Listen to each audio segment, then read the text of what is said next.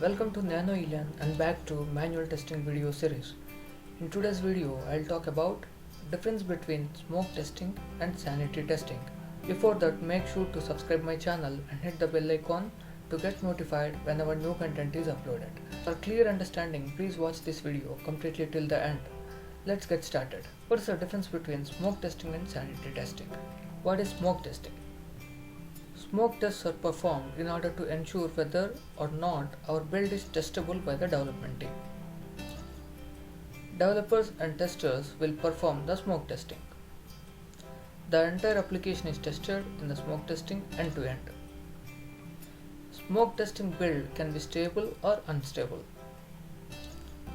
This type of testing is part of the basic testing and is done on initial builds every time there is a new build release. Then what is sanity testing? During the release phase, sanity tests are performed to test for main functionalities of the application without getting into much deeper. Here, the testing is carried out alone by the testing team.